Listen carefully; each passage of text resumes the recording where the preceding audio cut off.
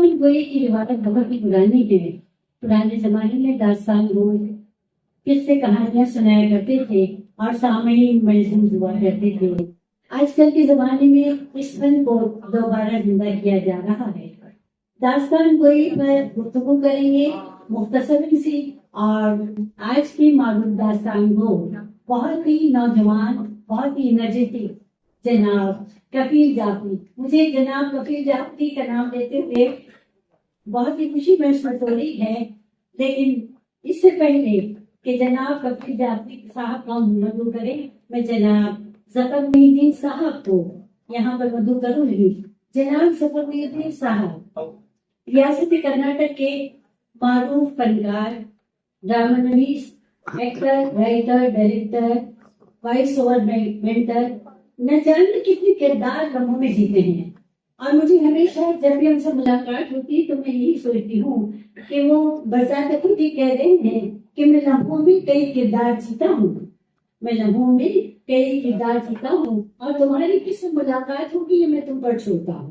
تو جناب ظفر محی الدین صاحب کا استقبال کریں داستان گوئی اور کفیل جعفری کے تعلق کی. آداب. پروگرام ہوتے ہوتے بہت کم لوگ رہ گئے ہیں. ویسے آپ سب کچھ جانتے ہیں داستان گوئی کے بارے میں. میں ہلکا سا ایک مختصر سا تعارف کراؤں گا.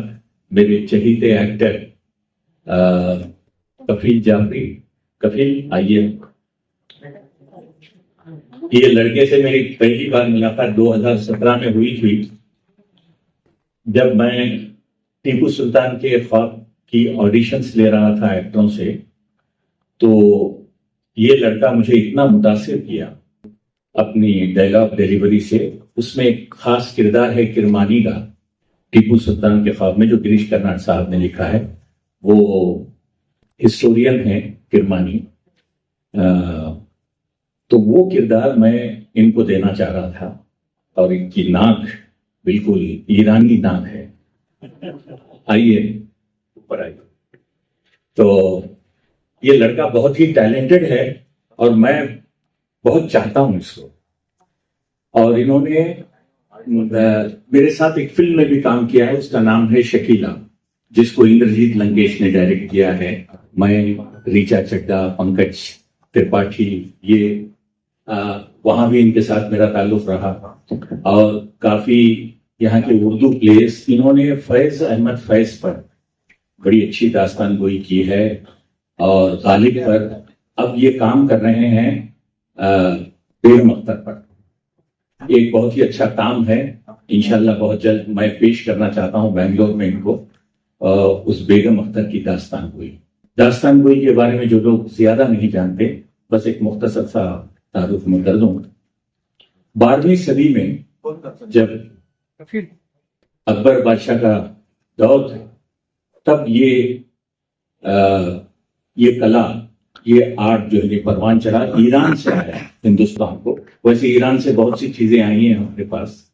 اسی میں ایک اور چیز یہ بھی ہے داستان گوئی، جو بادشاہ اکبر نے اس کو کافی فروغ دیا. اس کے بعد 18ویں صدی میں یہ اپنی پیک پر چلا گیا. کانپور کے نواب، لکھنؤ کے نواب، یہ سب لوگوں کو مزہ آنے لگا اور یہ اس طرح کی نشستیں کرنے لگے اپنے اپنے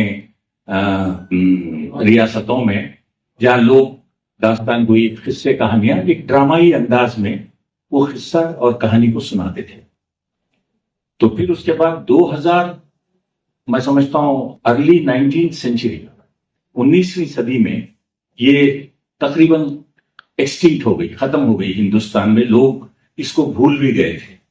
پھر اس کے بعد میں اس کا سہرا دوں گا شمس الرحمن فاروقی صاحب کو، جو اردو کے بہت بڑے ادیب رہے ہیں. اور ان کے بیٹے بھی محمود، جن کو میں جانتا ہوں، محمود فاروقی صاحب، وہ بھی کرتے ہیں یہ.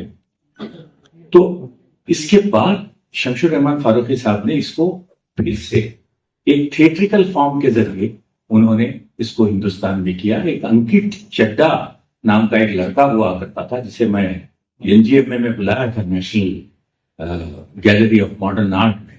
وہ بہت کم عمر میں انتقال کر گئے، لیکن بہت اچھے داستان گو تھے وہ. اور ہمارے سامنے جو کھڑے ہیں یہ اور بھی اچھے داستان گو ہیں، اور مجھے پورا یقین ہے کہ آپ جب کفیل کو سنیں گے تو آپ ان کی آواز کے سحر میں ڈوب جائیں گے۔ یہ ہے کفیل جعفری۔ میں باتونی شخصیت ہوں، میں باتیں کرتا ہوں، میں کہانیاں سناتا ہوں، سنتا ہوں، پڑھتا ہوں، اور سننا اور لکھنا سکھاتا ہوں۔ لیکن بات اردو کی ہے تو ایک چھوٹا سا شعر ناچیز کا یہ ہے کہ نہ تو ہندو، نہ مسیحی، نہ مسلمان آتے ہیں، نہ تو ہندو، نہ مسیحی، نہ مسلمان آتے ہیں، بات اردو کی ہو تو اہل ہندوستان آتے ہیں۔ تو حاضرین، آپ میں سے کتنے لوگوں نے داستان گوئی، خاص کر جو قدیمی داستان گوئی ہے، داستان امیر حمزہ، وہ سن رکھی ہے پہلے؟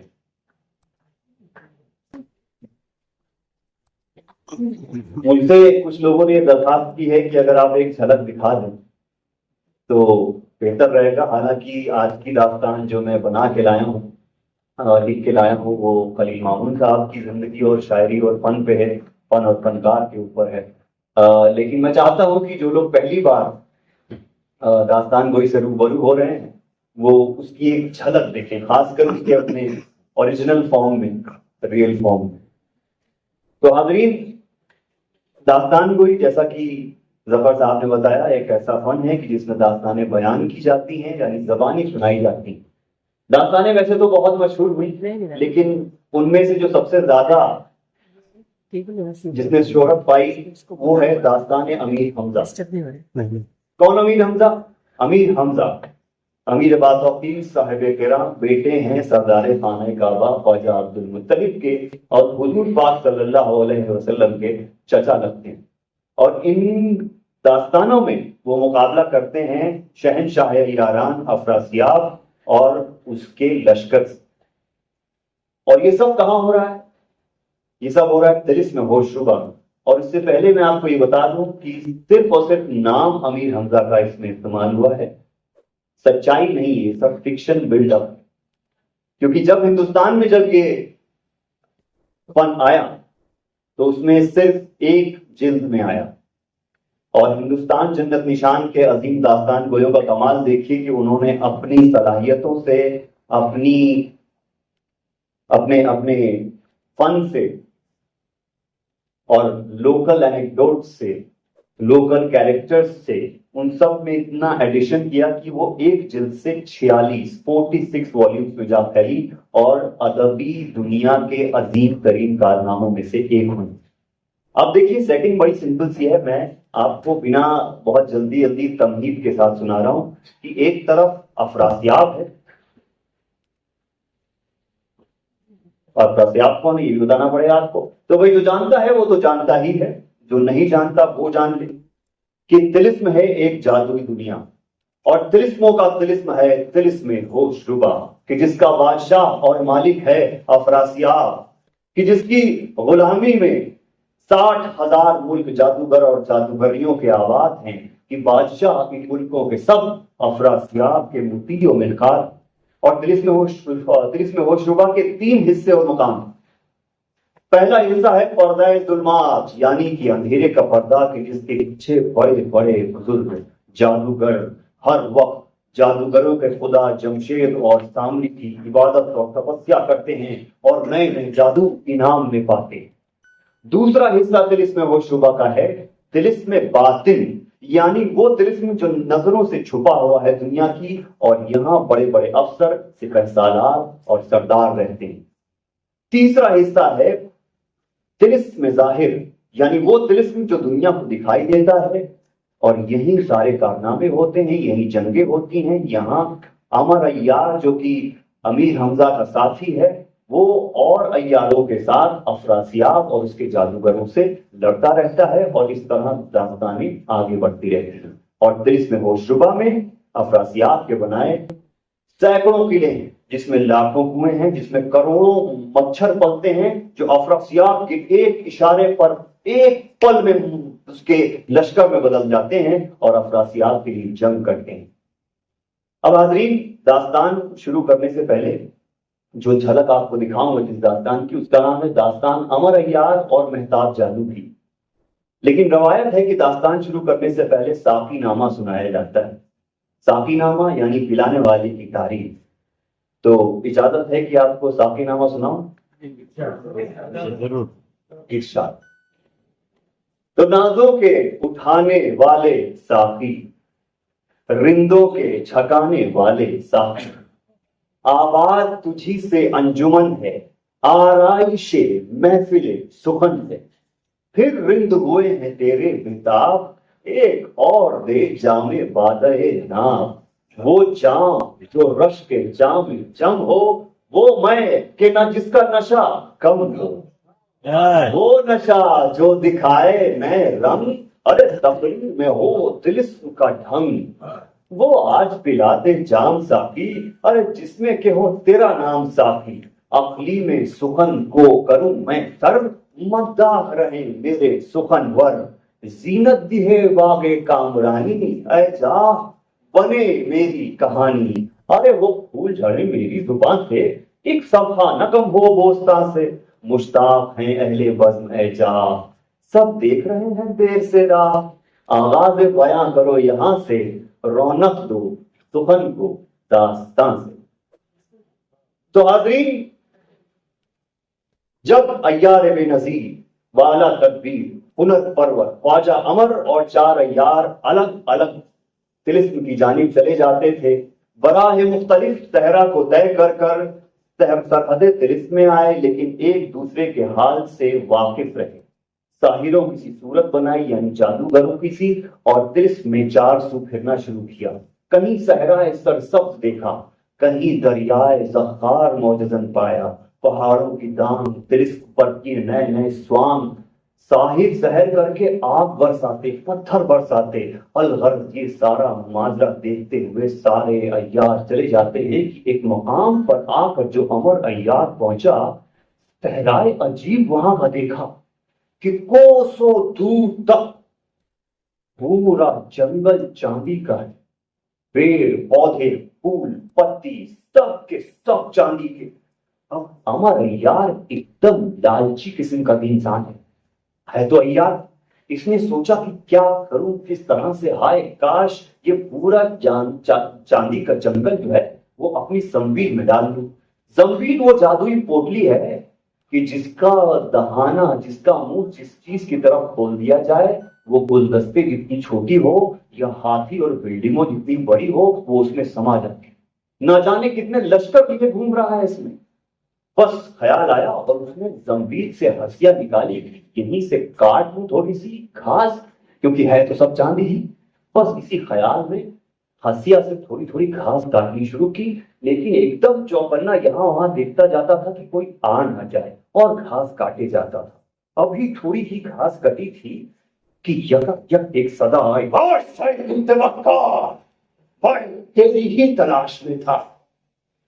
इस बेचारे ने जो निगाह ऊपर की तो क्या देखता है कि एक साहिर कि जिसका पूरा बदन चांदी का है, बाल सर पर मुकेश के हैं, असबाब शहर का लिए, कान में मुद्रे पहने, वो काटता चला हंसा। अमर अय्यार उसे देखकर उसकी उसने कोशिश की कि भाग जाए, लेकिन उसने कुछ ऐसा जादू पड़ता थूका कि उसके पैर जमीन में चिमट गए, वो वहां से हिल भी ना सका। वो साहिर करीब आया और कहने लगा, तेरा ही नाम अमर है, अफरासियाब को फिक्र तेरी बेशतर है। अब तेरा सर कलम करके शहनशाह के पास ले जाऊंगा, इनाम पाऊंगा। अमर अय्यार कहने लगा, बाबूजी कौन अमर? हम तो घसियारा हूँ, बहुत मुसीबत का मारा हूँ, हमारे घर पर हमारे छोट छोट बच्चे मारा हूँ, हमारा राह देखा तो हमका जाए थे। बाबूजी उसने कहा, मुझसे बगारी करता है। अफरासियाब पहले ही तेरी सारी खबर मुझे दे चुका है। इधर ये बातें होती थी कि बाकी अय्यारों में से एक अय्यार है, उनका नाम है माहितर किरण। उसने एक बुलंदी पर से ये नजारा देखा और समझ गया कि उस्ताद मुसीबत में है। उसने फौरन अपनी सूरत एक साहिर की बनाई और उस तरफ पहुंचा। इधर अन करीब वो साहिर जिसका नाम है मुकर्रर इस जादू, वो अनकरीब अमर को कत्ल करना चाहता था कि एक सिमत से सदा आई, मैं हुजूर ठहरिए जरा। वो ठहर गया, देखता है तो क्या देखता है कि एक बुजुर्ग सा साहिर जिसकी पीठ झुकी हुई है एक असा लिए धीरे धीरे चला आता है। वो जब करीब आया तो कहने लगा, देखिए हुजूर, जब तक इस कमबख्त चोर से मेरा माल कबूल ना करवा दीजिएगा तब तक इसे कत्ल ना फरमाइएगा। देखिए ये कमबख्त मेरे घर में घुसा और कपड़ा लत्ता पैसा जेवर सब कुछ चुरा के ले गया, और बस ये देखिए ये एक मोती बचा है, इसकी जोड़ी का भी चुरा कर ले गया। ये कहकर एक मोती निकाला अंडे के बराबर का और मुकर्रर ने इसको दिखाया। वो एकदम फरेफ्ता हो गया, कहने लगा, है ये कहां से लाए तुम? तुम्हें किसी ने तोहफे में दिया है या तुमने कहीं से लूटा है? सच सच बताओ। उसने कहा, अम्मा ये तो कुछ भी नहीं है, जरा इसको अपने मुंह की भाप देकर देखिए, इसकी चमक और आगोदार दोबारा हो जाएगी। मुकर्रर ने उस मोती को अपने मुंह के करीब लाया और उसमें अपने मुंह की भाप दी। जैसे ही उसके मुंह की भाप उस मोती पर लगी, जैसे फुलझड़ी फूटती है उस तरह से वो मोती फूटा और उसमें से जो धुआं निकला वो मुकर्रर इसकी नाक और मुंह के रास्ते उसके जहन में घुसा और वो वहीं चक्कर खाकर बेहोश हो गया। वो अय्यार जो वो मोती लेकर आया था साहिर बनके, उसने एक नारा बुलंद किया, सरीयुस्सैर चूं बादे बहारी, जहां सरहंग चूं खंजर गुजारी, बमैदान अजदर आतिश फिशानम, मनम माहे दरकिरा शेरे जियानम। ये नारा बुलंद करके एक ऐसा पुख्ता मारा कि मुकर्रर इसका सर फट गया और वो सारा जंगल चांदी का खत्म हो गया, क्योंकि जैसे ही साहिर मरता है उसका किया सारा जादू भी खत्म हो जाता है। अमर ने रिहाई पाई, किरा को सलाम किया, उसकी अय्यारी की तारीफ की। तो नाहितर किरा ने कहा कि वो सब तो ठीक है उस्ताद, ये बताइए कि अब आगे क्या करना है, कहाँ जाना है, क्या कस्द है, क्या इरादा है? अमर अय्यार ने कहा, बेटा देखो ऐसा है, कितनी बार तुम्हें समझाया है कि जब तुम्हारा सीन खत्म हो जाया करे तो कैरेक्टर से बाहर आ जाया करो। अरे उस्ताद मैं तो बस ऐसे ही मश्क कर रहा था, आप समझ नहीं रहे, बताइए क्या करना है? अमर ने कहा, बेटा देखो ऐसा है, अलग अलग चलना सलाह है, तुम अपनी राह लो, हम अपनी राह। तेरा सलाम करके रवाना हुआ और अमर दूसरी तरफ चला। ये थी छोटी सी झलक आपके लिए मेहताब जादू और अमर अय्यार की दास्तान।